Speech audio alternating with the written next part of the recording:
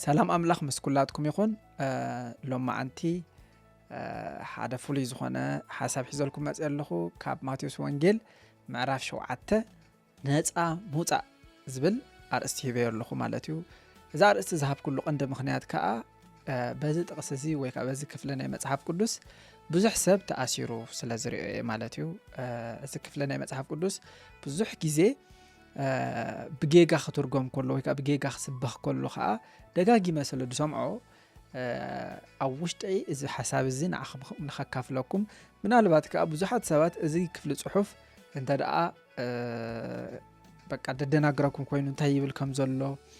أنت دقا دي ترديكم من البات نعخمون كتاقمكم يخيلي بزبل حسابيو مالتيو سلازي نايزي channel إذا حدش زخونكم سوات سابسكرايب قبارو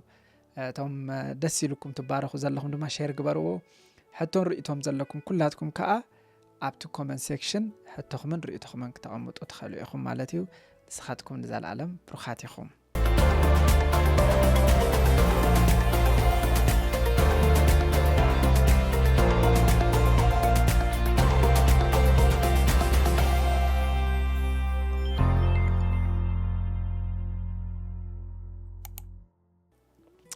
سلازي اللومي ماتيوس وانجيل معرف شوعته بفلاي دما قويتا يسوس كريستوس بزعبا نبيات حاسوت تزاربولو كفلة صحف تاي مالت مخانو كنرئينا مالتيو لبي لكم سمعنا مالتي كبرنا أملاح يخون مصحف قدس كننبب كلنا ويكا مصحف قدس نسابات كنمهر كلنا أب كلايت موتوس معرف كلته فدا 15 هوراي قدس باولوس نتيموت ودو كم زمعدو معناتو نتقال أملاح بقنعنا زماقل زحفر كأزهي بلو عاي جركا جزار إسخان أملاح كتاريو تعاري لو مالتيو سلازي خم حدا أقلقالي وكا خم حدا نمت صحف قدس مامر كنت عرو اللو دلنا نقرتايو بتخكل نتقال أملاح كنمقلو dividing the word of truth rightly زبل مالتيو كنمقلو بتخكل مالت بتمت صحف قدس زبلو لزولو حسب نسابات كنا كافلو مالتيو بزوح جزي حدا نقر مصحف قدساوي ترى ديو مالت ترى أخو لا يكونن حدا نقر مصحف قدساوي خوينو حدش كيدان أو خيكون نخيليو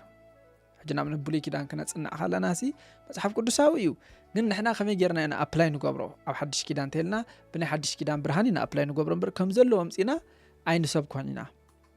كونن ديو سلازي بقى عنا زمك مالتها مالتيو نتقال حق سي ريو مرميرو بت مصحف قدس زبلو زلو نتهم زبحال لهم زلو أكلات تزاربهم مالتي كبرنا أملاخ يخون سلازي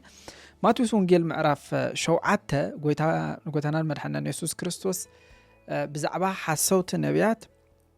زتزاربو كفل صحف الله مالتي بفلاي كفاد 15 جميرة من الوقت إذا حساب زي نوح زبالة سلازخونه أبستفلا كفلتات جرا كأمطالكم سلازي كم تبارك كل دم ملؤ تسفى يقبر مالتي كبرنا أملاخ يخون سلازي ماتيوس شوعته 15 قويتا يسوس كريستوس تايلو كاب نبيات حاسوت تتنقعو يلو مالتيو مغنياتو بوشتوم زمن طلو تخالو خنسومسي كدان بقع تخدينوم يوم زمصخوم يلو مالتيو سلازي كاب نبيات حاسوت تتنقعو كبل كله بزعبا قويتا يسوس كريستوس يتقبلو بزعبا زيدحانو ነገር ግን እግዚአብሔር ይለና ኢሎም ብዛዕባ ዘዛረቡ ምስ አምላክ ግን ሕብረት ዘይብሎም ቡሽጦም ብዛዕባ ተኻሉ ዝኾኑ ሰባት ይጎይታ ኢየሱስ ክርስቶስ ዘዛረብ ዘሎ ኣብዚ ክፍለ ዝልብ ኢልና ንስማዓዮ ማለት እዩ ስለዚ ዞም ሰባት እዚኣቶም ኣብ ቤተ ክርስቲያን ደለው ሕዋትና ብጎይታ ዝደሓንዮም ገለገለ ደይኮነ ጎይታ ኢየሱስ ክርስቶስ ዝብል ዘሎ ካብ ነቢያት ሓሶት ሕጂ ነቢያት ሓሶት ክብል ከሎ ኣብ መጽሓፍ ቅዱስና ብዙሕ ዓይነት ነቢያት እዮም ዘለዉ ናይ እግዚአብሔር ነቢያት ኣለዉ ናይ ካልኦት ጣዖታት ነቢያት ከኣለዉ ማለት እዩ ስለዚ እዚ ክፍሊ ጽሑፍ ብፍላይ ካብ ማቴዎስ ወንጌል ምዕራፍ 7:15 ክሳብ መወዳእታ ከይድኩም ተሪኢኹሞ ነዞም ነቢያት ሓሶት እዚኣቶም ጎይታ ኢየሱስ ክርስቶስ 10 ዝኾን ስም ሂብዎም ኣሎ ስለዚ እቶም 10 ኣስማት በብሓደ ክጠቕሰልኩም መሽዑ በብሓደ እንዳገበርና ብሬክ ዳውን ክንገብሮ ማለት ክብርና ኣምላኽ መጀመርያ ነቢያት ሓሶት ይልዎም ኣሎ ካልኣይ ከዓ እንታይ ይልዎም ኣሎ ዝምንጥሉ ተኻሉ ይልዎም ኣሎ ነቢያት ሓሶት ይልዎም ኣሎ ዝምንጥሉ ተኻሉ ይልዎም ኣሎ ሳልሳይ እሾኽ ይልዎም ኣሎ ማለት እዩ ካልኣይ ተኾርባኦም ይልዎም ኣሎ ሓምሻይ ክፉእ ኦም ይልዎም ኣሎ ሻድሻይ ፍቃድቲ ኣብ ሰማይ ዘሎ ኣቦ ዘይገብሩ ይልዎም ኣሎ ሻውዓይ ገበርቲ ዓመፃ ኢልዎም ኣሎ ሻምናይ ብኣምላኽ ዘይተፈልጡ ኢልዎም ኣሎ ታሽዓይ ኣብ ሑፃ ዝተሰረቱ ኢልዎም ኣሎ 10 ከዓ ኣያሹ ኢልዎም ኣሎ ማለት እዩ ስለዚ እዞም 10 ኣስማት ነዞም ነቢያት ሓሶት ጎይታ ኢየሱስ ክርስቶስ መለለይኦም መጻዊዒኦም እግዚአብሔር ክሪኦም ከሎ ብዛዕባኦም ዝሪኦ ማንነት እዞም 10 ሓሳባት ኣቐሚጡሎ ማለት እዩ ጎይታ ኢየሱስ ክርስቶስ ስለዚ ንምንታይ እዚ ዝሕብረኩም ዘለኹ ብዙሕ ሰባት በቃ ማእኸልና ድነው ዘለው ኣሕዋት ኮይኖም ስድሓራይ ሰይጣን ተጠቀመሎም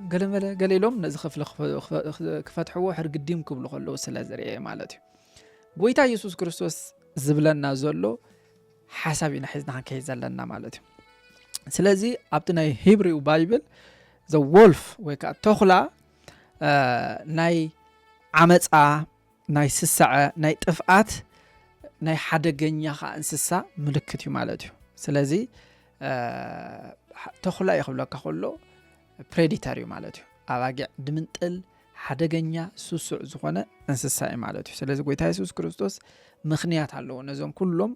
ኣስማት ዝተጠቀመሉ ማለት እዩ ክብርና ኣምላኽ ይኹን ስለዚ ነቢያት ሓሶት እንታይ እዮም ተይልና ናይ እግዚአብሔር ነቢያት ኣይኮኑን ማለት እዩ ናይ መን ነቢያት እዮም ተይልና ካልእ መንፈስ ዝጥቀመሎም ነገር ግን እግዚአብሔር ከምዚ ይብላሉ እናበሉ ንህዝቢ ኣምላኽ ዘታልሉ ሰባት ማለት እዩ ኣብ ቲቶ ምዕራፍ 1 ካብ ፈቅዲ 9-10 እንታይ ኢሎም ኣሎ ናይ ቀርጤስ ነቢ ኢሎም ኣሎ ብፍላይ ኣብ ፈቅዲ 12 ሓደ ካባታቶም ናታቶም ነቢ ናይ እግዚአብሔር ዘይኮነ ናታቶም ነቢ ሰብ ቀርጤስ ኩሉ ሰዓ ሓሰውት እኩያት አራዊት ሃካያት ኣኽብዲኦም በለሉ ስለዚ ኣብዚ ክፍል እዚ ጳውሎስ ዘዛረቦ ዘሎ ናታቶም ነቢ ኣለዎም ኢሉ ማለት እዩ ስለዚ ነቢ ዝበሃል ምስልምና ናቶም ነቢ ኣለዎም መሐመድ ቡዲስት ናቶም ነቢ ኣለዎም ናይ ሓሶት ነቢያት እዮም እዚኦም ማለት እዩ ስለዚ ኣብ መጽሓፍ ቅዱስና እውን ኣብ ቀዳማይ ነገስት ምዕራፍ 18 ናይ እግዚአብሔር ቃል ብዛዕባ ሓሶት ነቢያት ኣብኡ ኣቐሚጡሎ ማለት እዩ እዞም ሓሶት ነቢያት ናይ በዓል ነቢያት ናይ ኣስቴሮስ ነቢያት እናበለ ያቐምጦም ማለት እዩ ንኤልዛቤል ድድግፍዋ ዝነበሩ መልእኽቲ ዘምጡላ ዝነበሩ እዚኦም ሓሶት ነቢያቶም which means ኣባታቶም ኦፐሬት ዝገብር ናይ እግዚአብሔር መንፈስ ዘይኮነ ካልእ መንፈስ እዩ ማለት እዩ ስለዚ ብዛዕባ ኣመንቲ ኮና ንዛረብ ዘለና ወይ ከዓ ብዛዕባ ዳግም ዝተወልዱ ክርስቲያን ደይኮና ንዛረብ ዘለና ብዛዕባ እግዚአብሔር ከምዚ ይብላሉ እናበሉ ሰብ ዘታልሉ ነገር ግን ኣባታቶም ካልእ መንፈስ ኦፐሬት ዝገብር ሰባት ኢና ንዛረብ ዘለና ማለት እዩ ልብ ቢልኩም ስምዑኒ ማለት እዩ ክብርና ኣምላኽ ይኹን ስለዚ ንምንታይ ኢኹም ዝብለኩም ዘለኹ ኣብ ማቴዎስ 7:15 ካብ ነቢያት ሓሶት ተጠንቀቁ ስለ ጎይታ ኢየሱስ ክርስቶስ ብውሽጦም ዝምንጥሉ ተኻልዮም ኢልዎም ስለዚ ነቢያት ሓሶት ኢልዎም ካልኣይ ውሽጦም እትናቶም ኢነር ወይ ከዓ ውሽጣዊ ማንነቶም እንታይ ኢልዎም ኣሎ ዝምንጥሉ ተኽልዮም ዩሲ እንታይ ማለት ሓድሽ ፍጥረት ኣይኮኑን ማንም ብክርስቶስ ተኾነ ንሱ ሓድሽ ፍጥረት ካብ ውሽጡ ዝጅምር ማለት እዩ ውሽጣዊ ማንነትና እግዚአብሔር ዝለውጦ እዚኦም ግን ውሽጦም እንታይ ተኽላ እዩ ማለት እዩ ስለዚ ዝደሓንዮም ኣመንቲኦም ገለመለ ዝብል ስኢሉ ብደገ ዝመጽ ሓሳብ ሒዝና ክንከይድ የብልና ማለት እዩ ጎይታ ኢየሱስ ክርስቶስ ዝህቦ ዘሎ ዴፊኒሽን ወይ ከዓ ጎይታ ኢየሱስ ክርስቶስ ዝህቦ ዘሎ ኣብነት ልቢልና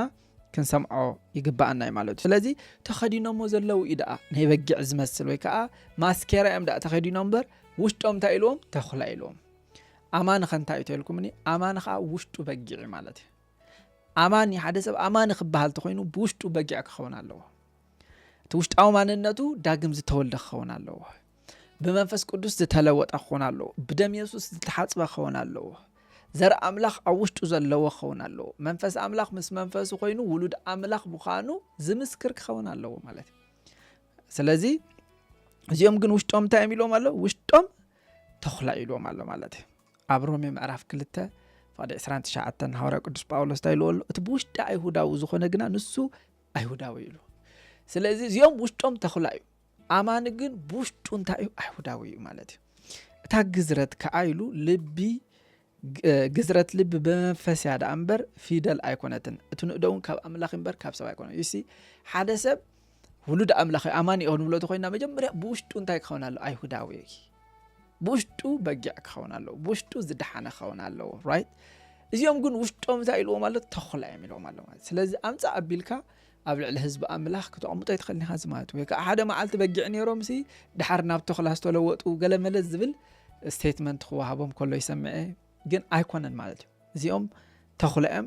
ተኹልነቶም ከዓ እንታይ እዩ ብውሽጢ ማለት እዩ ክብርና ኣምላኽ ይኹን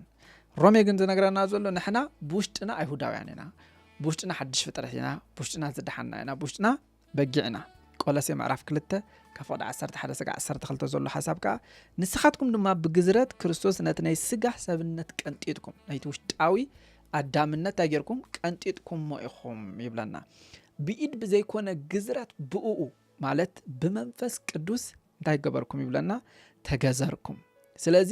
ሓደ ሰብ ድሒኑ ይኽበሃል ከሎ ብመንፈስ ቅዱስ ኣብ ልቡ ግዝረት ዝተገበረሉ ክኸውን ኣለዎ ወይ ከዓ እቲ ግዝረት ዝብል ሓሳብ ኣብቲ ዕልቦኻሲ ኣድላይ ዘይኮነ ነገር ብዛዕባ ምውጋድ እዩ ማለት እዩ ስለዚ ኣብ ብሉይ ኪዳን ከድኩም ክትሪእዎ ከለኹም ብደገኦም ዝገረዙ ነይሮም ሕጂ ግና እቲ ሓቀኛ ግዝረት ወይ ከዓ ሰብ ኣብቲ ውሽጡ ስለ ዝኾነ እቲ ሽግር መጀመርያ እግዚኣብሔር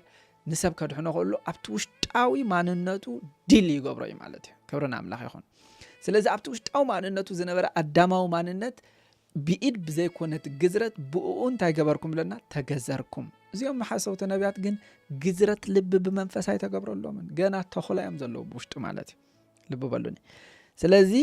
ኣመንቲ ይኮኑን ማለት እዩ ካልኣይ ቆሮንጦስ 5:17 ማንም ብክርስቶስ እንተኾነ ንሱ እንታይ ኢልዎ ሓድሽ ፍጥረት ይብልዎ ማለት እዩ እዚኣቶም ኩን ፍጥረቶም እንታይ ተኹላ እዩ ስለዚ ንኣመንቲ ትጠቕሶ ጠቕሲ ይኮነን ማለት እዩ ወይ ከዓ ሓደ መዓልቲ ብዛዕባ ዝተጋገዩ ሰባት ኣይኮነም ጎይታ ኢየሱስ ክርስቶስ ዛረብ ዘሎ ብዛዕባ ማንነቶም ገና ዘይተለወጠ ተኻሉ ይዛረብ ዘሎ ማለት እዩ ቲቶ ምዕራፍ 3:5 ንሱ ብምሕረቱን ብምሕጻብ ሓድሽ ልደትን ይሉ ማለት እዩ ስለዚ ሓደ ሰብ ኣማን ይኹኑ ለኹልና ሓድሽ ልደት ዝተሓጽበ ሓድሽ ልደት ክህልዎ ኣለዎ ኣይኮነን ድዩ እዚኦም ግን ገና ዝተሓጽበ ሓድሽ ልደት የብሎም ገና ተኹላዮም ዘለዎ ማለት እዩ ብምሕዳስ መንፈስ ቅዱስን እዩ ዘድሓነና እምበር ንሕና ብዝገበርናዮ ግብሪ ጽድቂ ኣይኮነን ይልና ኣሎ ማለት እዩ ስለዚ መጀመርያ ክንሪኦ ዘለና ጎይታ ኢየሱስ ክርስቶስ ሓሰውቲ ነቢያት ይብልዎም ኣሎ ስለዚ ሓሰውቲ ነቢያት ኩሎም ከሎ ናይ እግዚኣብሔር ነቢያት ከም ዘይኮኑ ወይ ከዓ ዝድሓኑ ሰባት ከም ዘይኮኑ እንደገና ከዓ ብውሽጦም እንታይ የሚልዎም ዝምንጥሉ ተኻልዮም ይልዎም ማለት እዩ ስለዚ ዘን ክልተ ሓሳባት እዚኣተን መጀመርያ እንተዳሪእናየን ኣመንቲ ከም ዘይኮኑ ብጎይታ ኢየሱስ ክርስቶስ ኣሚኖም ዳግም ከም ዘይተወልዱ ገና ድሕነት ከም ዘይረኸቡ ገና ኣብቲ ናቶም ኔቸር ኣብቲ ናቶም ባህሪ ኣብቲ ናቶም ማንነት ገና ተኹላውነት ከም ዘሎ እዩ ዝነግረና ዘሎ ማለት እዩ ናይ እግዚኣብሔር ነገር ከዓ ኣይኮነን ማለት እዩ ስለዚ ልካ ከም በልዓም እዮም ማለት እዩ በልዓም እቲ ጠንቋል ይልዎ ኣሎ ማለት እዩ ስለዚ በልዓም ጠንቋል እምበር ናይ እግዚኣብሔር ነቢይ ኣይኮነን ስለዚ እዞም ሰባት እዚኣቶም ከዓ እንታይ እዮም ተልኩምኒ ሓሰውቲ ነቢያት እዮም ማለት እዩ ስለዚ በዚ ኣብዚ ሕጂ እዋን እዚ ናይ ዝተፈላለዩ ጣዖታት ነቢያት ክኾኑ ይኽእሉ እዮም ማለት እዩ ስለዚ ማንነቶም ከንታይ እተልና ብውሽጦም ተኹላዮም ማለት እዩ ስለዚ ዘን ክልተ እዚአን እንተደኣ ሒዝናየን መጀመርያ እዞም ሰባት እዚኣቶም ኣመንቲ ከም ዘይኮኑ ጎይታ ኢየሱስ ክርስቶስ ዛረበሎም ዘሎ ሰባት ገና ብውሽጦም ዘይተለወጡ ዘይተቀየሩ ምዃኖም ርኢና ኣለና ማለት እዩ እተን ሸሞንተ ዘለዋ ማንነቶም ከዓ በብሓደ እናረኣናየን ክንከይዲና ንስኻትኩም ንዘለኣለም ብሩኻት ኢኹም እዚ መልእኽቲ ናብ ብዙሓት ክበፅሕ ሸር ግበርዎ ሻሎም